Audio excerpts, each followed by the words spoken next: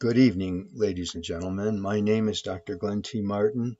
I'm president of the World Constitution and Parliament Association.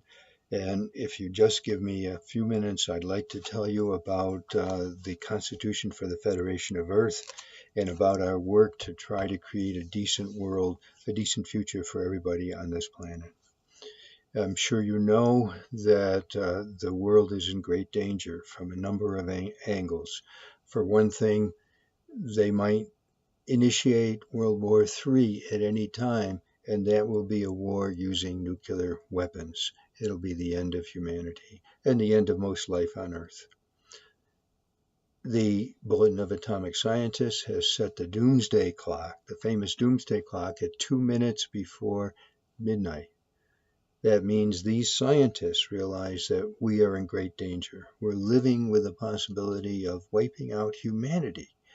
Does the absurdity of this sink into you? It sinks into me, and for many years I've just been overwhelmed by the fact that we live in a world in which everything we do, all our dreams, our aspirations, our hopes for our children and so on, can be wiped out at any minute. We also know that the global climate is in the process of disintegration and collapse. We hear about disasters every day, and we know now that the Union of Scientists worldwide overwhelmingly tells us that if we don't make major changes in the next decade, major changes in the way we create energy and the way we use energy, we are liable to enter into a planetary environmental system of progressive global warming that we will not be able to stop. Runaway global warming. And that's the great danger. If we can hold it at 2 degrees, which is what they hope we could do, we have the possibility of having a future on this planet. But right now, it doesn't look like we have any mechanism for holding it at 2 degrees. UN treaties, UN climate treaties are treaties of sovereign nations, and the cooperation with these treaties is voluntary. There is no law for the planet. There is no way to force these nations to obey. And every nation, of course, is interested in its own economic advantage and its own what it takes to be its own interests. And the planetary interests, the interests of my children and the interests of your children are put on the back burner. They're simply not there. But the Constitution for the Federation of Earth gives us real hope. It was written by hundreds of world citizens working together from 1968 to 1991, and it's ready under Article 17. It's ready for ratification. It can be ratified now if we want to make it happen.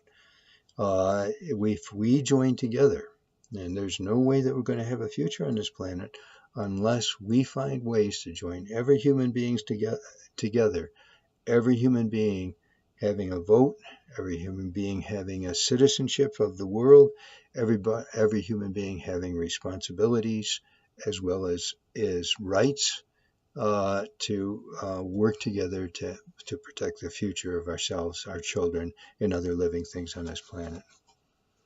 The Constitution on the back of this book is the famous mandala of the Earth Constitution, representing the 3 houses of Parliament. The outer ring is the House of Peoples, 1,000 electoral districts from around the world. The second ring is the House of Nations. Every single nation is represented by 1, 2, or 3 representatives, depending on its size.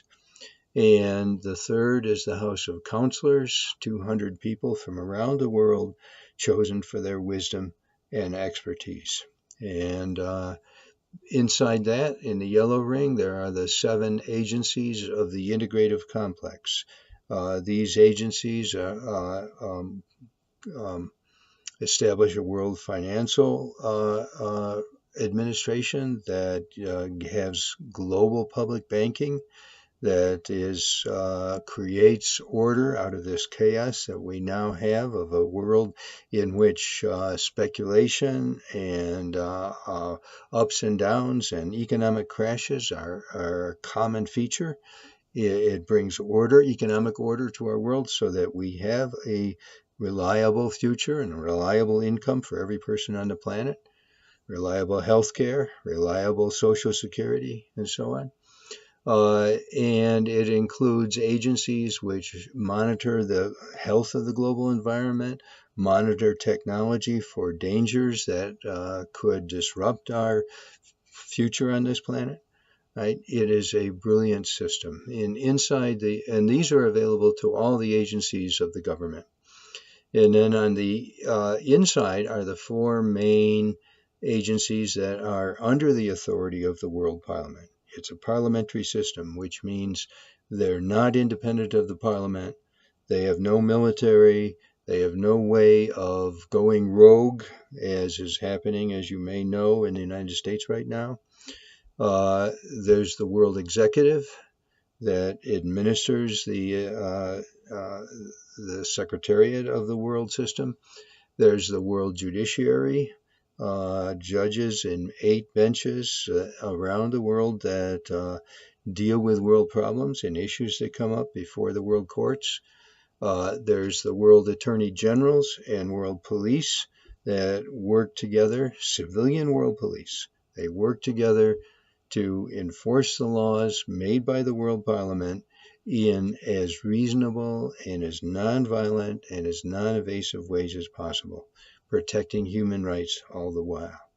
And then the last agency is the World Ombudsman, a worldwide agency that is directed precisely to protecting human rights, to making sure, and to being a watchdog on the government, to making sure the government itself obeys the law, and that the agencies of the government, including the world police, are protecting human rights and doing their job properly according to the rule of law. This is a brilliant design for a constitution. It builds in unity with diversity. Each of these agencies is a pentagon. That symbolizes the fact that they are not run by any one person. There isn't a president of the World Executive. It's a presidium of 5 people, one from each elected by the parliament, one from each of the continental divisions of the world.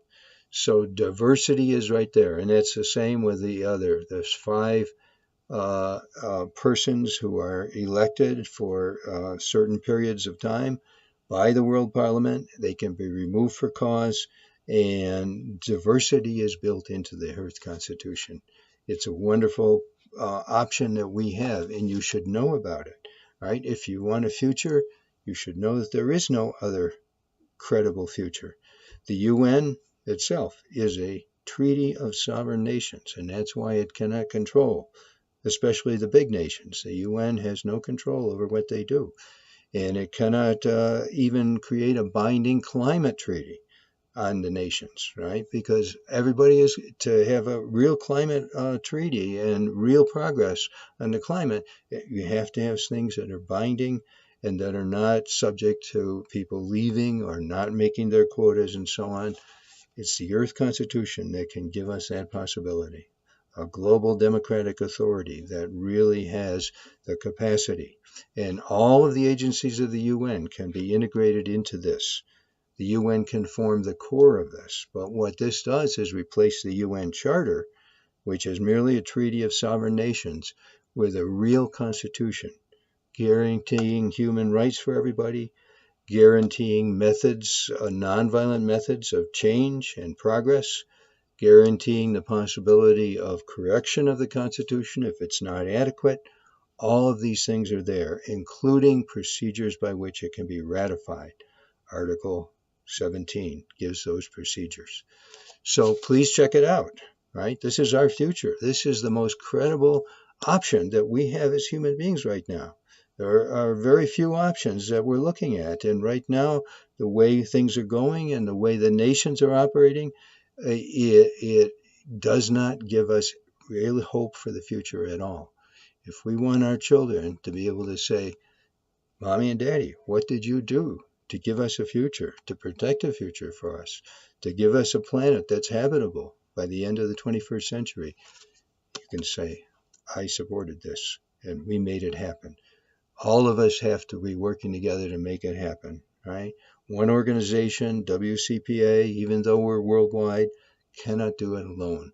We have to have the majority of people on the planet deciding we need a new system. We need a system that works for everybody, a system of human rights and human dignity and freedom and justice that works for everybody on the planet.